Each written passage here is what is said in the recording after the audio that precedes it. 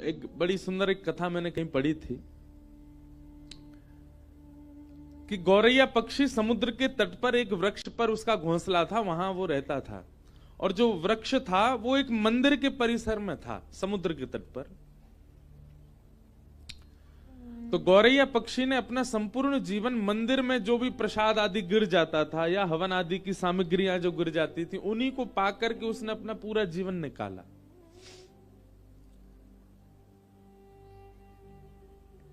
कुछ समय बाद उसके छोटे छोटे अंडे हुए घोंसले में। गौरैया पक्षी जाता मंदिर परिसर में, कहीं कोई यज्ञ हो रहा होता, किसी व्यक्ति के हाथ से प्रसाद गिर जाता या लोग बाग दाना डाल देते, तो मंदिर परिसर से ही इकट्ठा करके वो पाता था।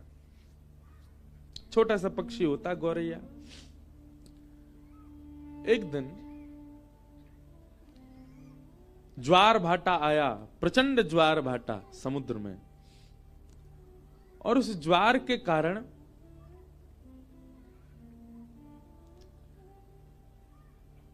घोंसला जो वृक्ष के ऊपर था वहां तक लहरें आ गई समुद्र की, और वो घोंसला लेकर के समुद्र भीतर चला गया।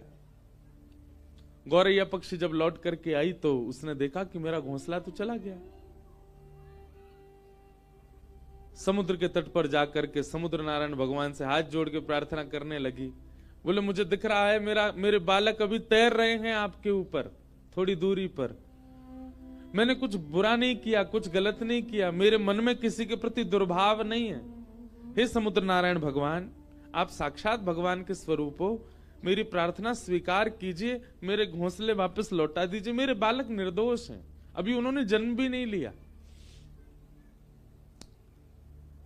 तो गौरैया पक्षी के उस भाव को सुन के, जिनके बालक डोल रहे ना बाहर, उनको खेलने तो दो, पर यूं के आओ थोड़ी शांत से है जाए। कोई के बालक नहीं है। मैया तेने खा ठानी मन में, बालक अपने छोड़ दिए वन में। अब बेचारी मैया यूं कह रही होगी, मैं कायकोट के जाऊं, जगह तो बड़ी मुश्किल से मिली। तो गौरैया पक्षी जब समुद्र नारायण से प्रार्थना करने लगी और अपने भाव कहने लगी, तो वैसे तो समुद्र कभी प्रकट होते नहीं, पर आज प्रकट हो गए। और प्रकट होकर के समुद्र नारायण बोले हंसते हुए, गौरैया पक्षी, तुम मुझसे प्रार्थना तो ऐसे कर रही हो जैसे तुम्हारा कोई अस्तित्व है दुनिया में। तो गौरैया बोली, मतलब? बोले, जितने जीव पृथ्वी पर रहते हैं ना, उससे कई लाख गुना ज्यादा जीव मेरे अंदर रहते हैं।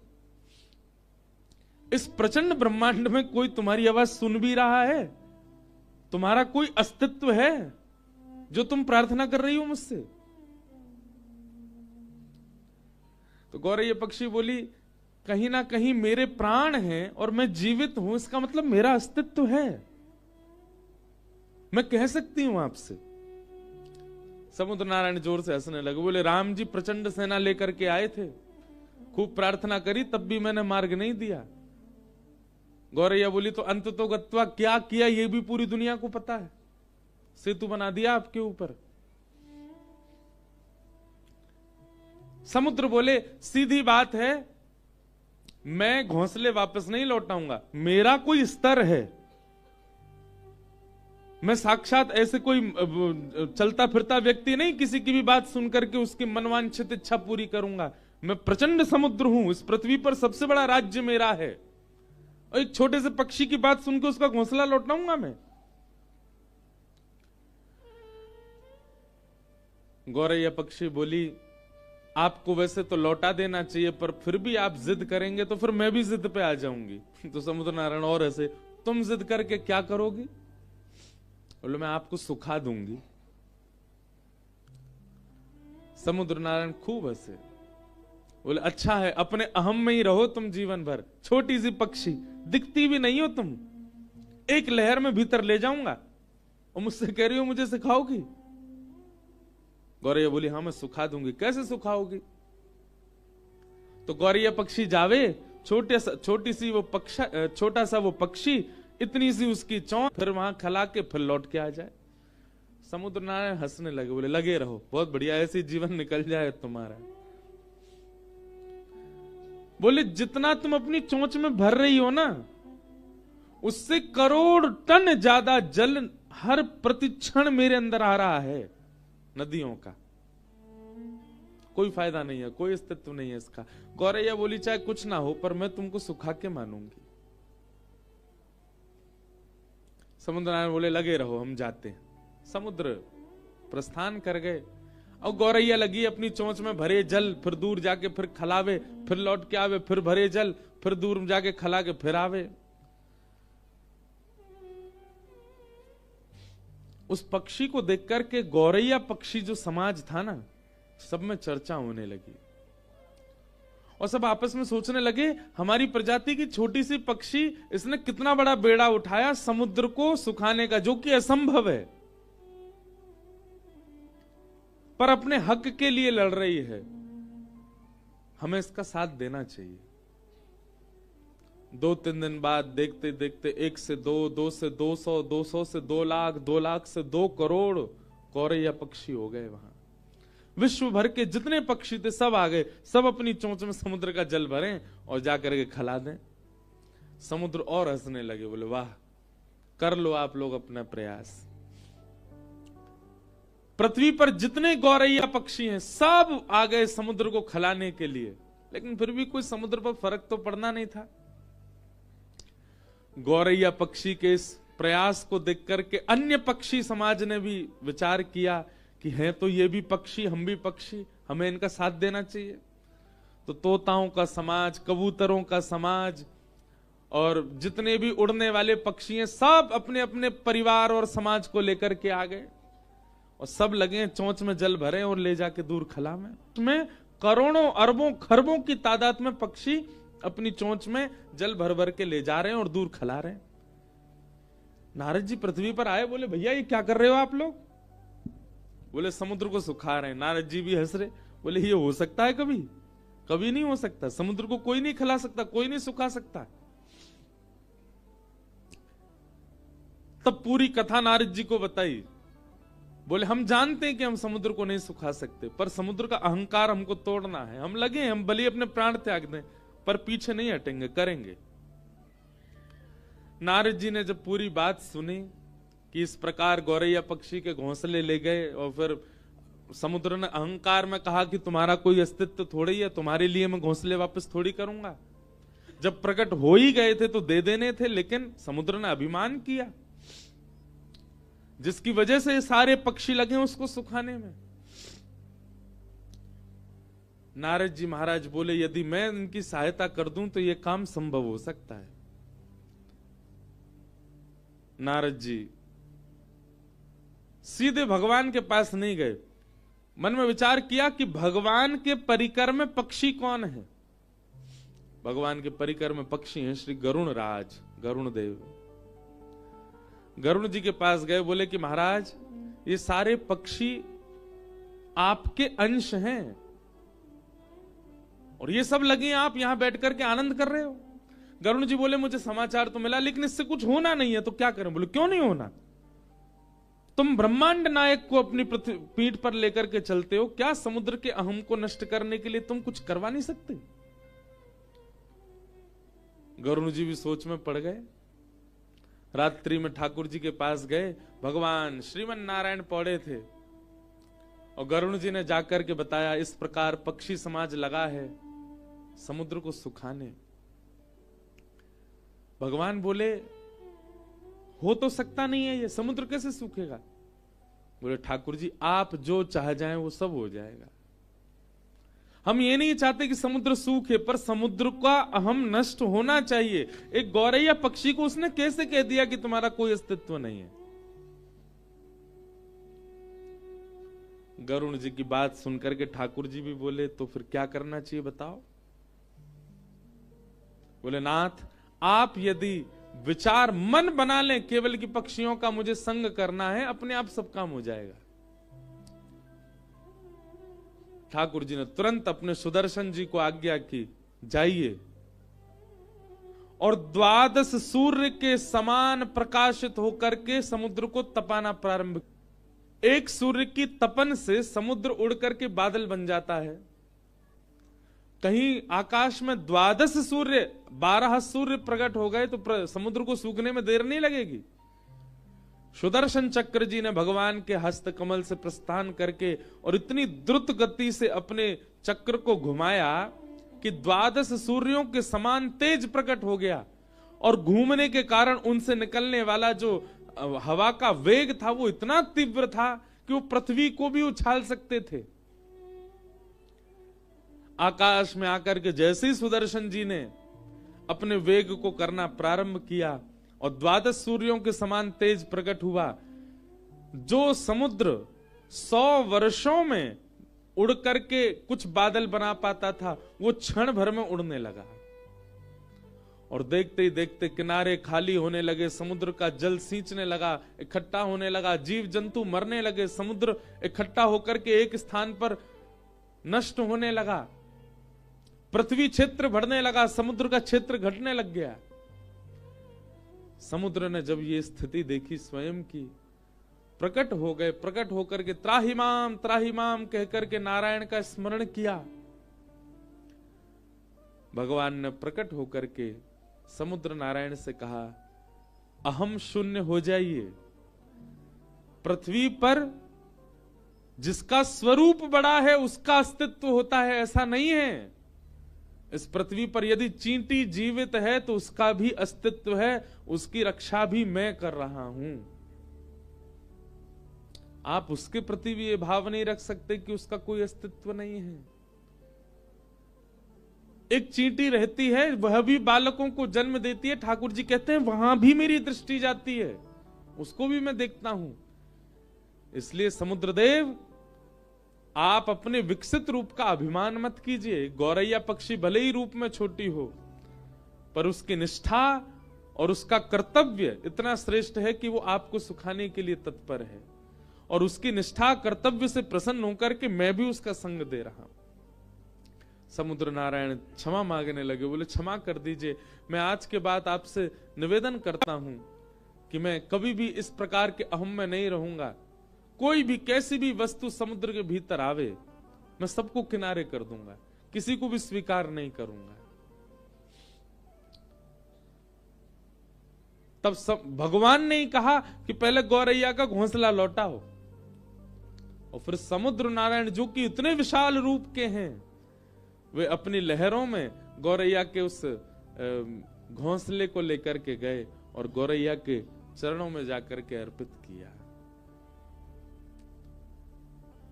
सब पक्षियों के नेत्र सजल हो गए। ठाकुर जी सबकी सुनते हैं, सबकी मानते हैं, सबका भाव रखते हैं। बोलो भक्तवत्सल भगवान की। तो जिसके रक्षक स्वयं सुदर्शन चक्रधारी हैं, उसको कोई मार सकता? कोई कितना भी बलशाली क्यों ना आ जाए, वो कुछ नहीं कर पाएगा।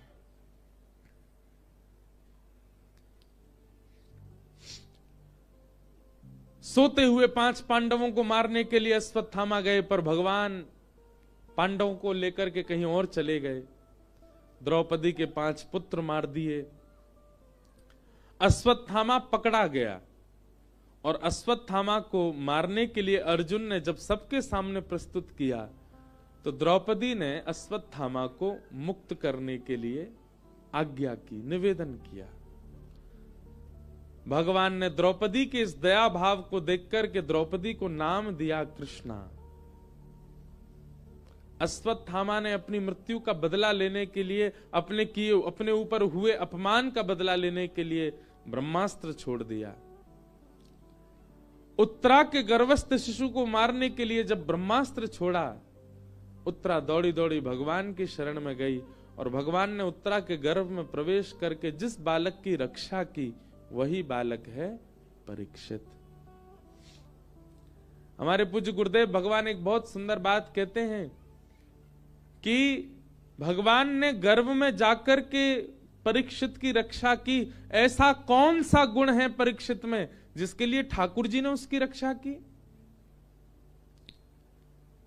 पूज्य पिताजी महाराज के गुरुदेव श्री रामानुज गुरु जी एक जगह लिखते हैं कि ठाकुर जी ने देखा इस बालक में कोई गुण हो चाहे ना हो, परंतु भविष्य में चल करके ये मेरी कथा का श्रोता बनेगा, मुख्य श्रोता बनेगा। इसलिए ठाकुर जी ने गर्भ में प्रवेश करके परीक्षित की रक्षा की। आप सब लोग विचार कीजिए, श्रवण करने वाला, सत्संग करने वाला ठाकुर जी को कितना प्रिय होता है। परीक्षित ने और कुछ नहीं किया। आप संपूर्ण परीक्षित का चरित्र देखिए। परीक्षित ने एक सुदृढ़ राज्य में रह करके राज शासन किया, जो कि पूर्व से ही व्यवस्थित था, उसको कुछ व्यवस्था करनी नहीं पड़ी। क्यों भगवान ने परीक्षित को बचाया? क्या कारण था परीक्षित की रक्षा का? क्योंकि कहीं ना कहीं ठाकुर जी जानते हैं कि वो कथा का श्रोता है। उसके कथा श्रवण करने से करोड़ों जनमानस को कथा श्रवण करने को मिलेगी, इसलिए ठाकुर जी ने उसकी रक्षा की। बंधुओं, इस बात को सुनकर के कभी कभी मुझे ऐसा अनुभव होता है, आपको भी होना चाहिए। हम अपने जीवन में कई ऐसी परिस्थितियों से बच करके आए जहां हमारी मृत्यु सामने खड़ी थी। मैंने भी अपने 27 वर्ष के जीवन में कई ऐसे अनुभव किए हैं कि जहां मृत्यु सामने थी, पर ठाकुर जी ने रक्षा की। उस समय तो ऐसा लगा था कि मेरे पुण्यों ने मुझे बचा लिया होगा, या मेरे सत्कर्मों ने मुझे बचा लिया, या ठाकुर जी की मुझ पर कृपा है इसलिए मेरे प्राण रक्षा हो गई। परंतु इस कथा को कहते हुए आज मन में भाव आता है, ठाकुर जी ने कहीं ना कहीं रक्षा इसलिए की, इससे मुझे कईयों को कथा सुनवानी है, अभी कईयों को भक्ति मार्ग दिलाना है। अभी आप सबकी भी रक्षा इसीलिए हो रही होगी, यजमानों की रक्षा भी इसीलिए हो रही होगी। ठाकुर जी मन में विचार करते होंगे, इनके यजमानत्व में कथा में इतने लोग कथा सुनेंगे, कहीं ना कहीं इसकी रक्षा करो।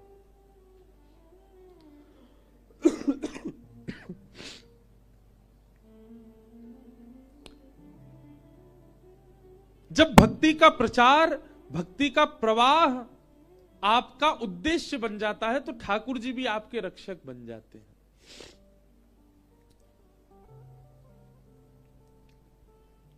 और एक बात और कहूं बंधुओं, हृदय से बहुत ध्यानपूर्वक सुनिएगा। भगवान ने हमारी रक्षा की, ठाकुर जी रक्षा करते हैं, इसको आप किस रूप में लेते हो? भैया केदारनाथ गए थे, कोहरा पड़ रहा था बहुत ज्यादा, हमारी गाड़ी खाई में गिरने वाली थी, अचानक से ड्राइवर ने ब्रेक लगा दिया, बोले पता नहीं आगे रास्ता दिख नहीं रहा। रात भर खड़े रहे, जैसे ही सुबह हुई, कोहरा थोड़ा सा छटा तो हमने क्या देखा, हम तो खाई में ही खड़े थे, जरा भी नेक आगे बढ़ जाते तो गिर जाते। महादेव ने बड़ी रक्षा की हमारी। ये रक्षा नहीं है। ठाकुर जी आपकी रक्षा करते हैं, इसका मतलब ये ना समझें कि इस प्रकार की घटनाओं से रक्षा, वह भी रक्षा है, परंतु विशेष रूप से ठाकुर जी की रक्षा किसे कहेंगे आप?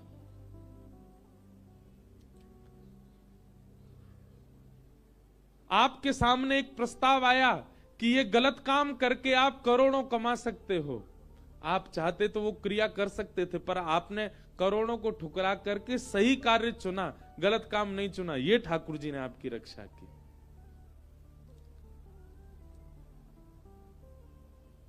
आपके सामने गलत मार्ग आ गए, जिन मार्ग पर जाकर के आप बहुत कुछ हासिल कर सकते थे अपने जीवन में, धन संपत्ति वैभव ऐश्वर्य, पर आपने सतमार्ग को चुना, गलत मार्ग को नहीं। सतमार्ग में रूखी रोटी खाना हमको प्रिय है, गलत मार्ग पर जाकर के 56 भोग नहीं खाना है।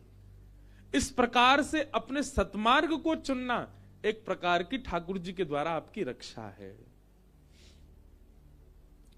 कई लोग अपने जीवन में दूषित मार्ग अपना लेते हैं, उसके बाद बहुत संपत्ति, बहुत धन, बहुत ऐश्वर्य उनके जीवन में आ जाता है, परंतु वे अंदर ही अंदर जानते हैं कि हम इस स्थिति में कैसे आए, गलत मार्ग चुन करके आए। एक प्रकार से यही मानो कि ठाकुर जी ने उनकी रक्षा नहीं की, पर व्यक्ति एक गलत मार्ग ना चुन करके सदमार्ग चुनता है, भले ही एक छोटे से घर में रहता है, 100 गज के मकान में रहता है, केवल एक समय की रोटी खा पाता है, परंतु उसको इस बात का गर्व है कि मैंने गलत मार्ग नहीं चुना। असली रक्षक उसी के थे ठाकुर जी। स्वामी विवेकानंद विदेश में कहीं प्रवचन कर रहे थे और उनके प्रवचन को सुनकर के ना जाने कितने लोगों का जीवन परिवर्तित हो गया, परंतु एक अत्यंत सुंदरी कन्या उनके रूप पर प्रभावित हो गई और उसने आकर के स्वामी विवेकानंद जी से कहा, आप मुझसे विवाह कर लीजिए। स्वामी विवेकानंद जी बोले, उसके पीछे कारण, आप जैसे पुत्र को जन्म देना चाहती हूं मैं। स्वामी विवेकानंद ने 3 परिक्रमा करी उस कन्या की और चरणों प्रणाम करके बोले, क्षमा करें, मैं अपने जैसा पुत्र दे पाऊंगा इसकी गारंटी मेरे पास नहीं है। आपकी 3 परिक्रमा करके आपके चरणों में प्रणाम करके मैं वचन देता हूं, मैं ही आज से आपका पुत्र हूं। मेरे जैसा पुत्र चाहिए ना, मैं ही पुत्र हूं आपका, आप मुझे ही पुत्र मान लो। इसे कहते हैं ठाकुर जी के द्वारा की गई रक्षा।